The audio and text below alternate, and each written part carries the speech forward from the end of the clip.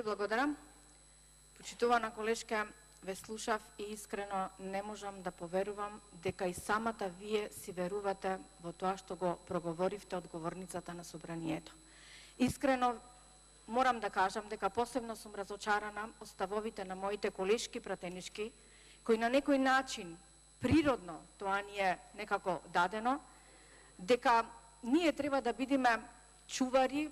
на вредностите на секое општество, вклучувајќи го и нашето општество, и наша должност како пратенички во собранието на Република Македонија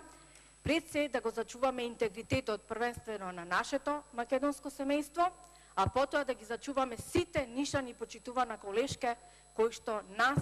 како нација, како македонци не прави посебно. Тоа мислам дека нас како пратенички, како женски пол, тоа ни беше некако и природно дадено и за тоа требаше да се бориме. Не ми е својствено она што го слушам од вас и ќе ве сметам искрено наивна, доколку навистина верувате во приказката која што ни ја раскажавте пред малку, што би било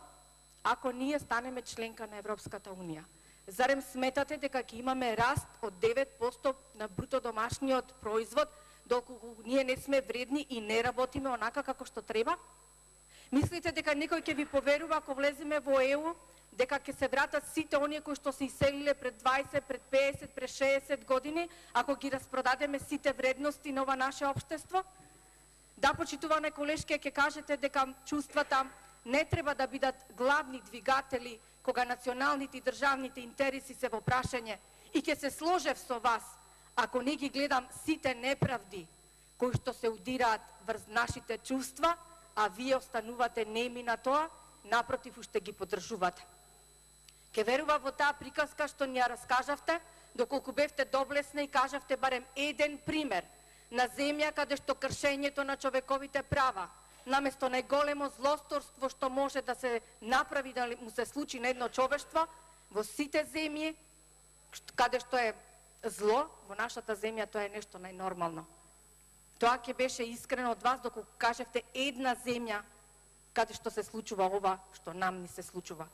И ќе верува во тоа што го говоревте доколку европските принципи и критериуми на самоопределување и слобода на себе идентификување би биле исто и кај нас европски вредности како и кај секоја една друга членка која што е претендентка да стане член на Европската Унија.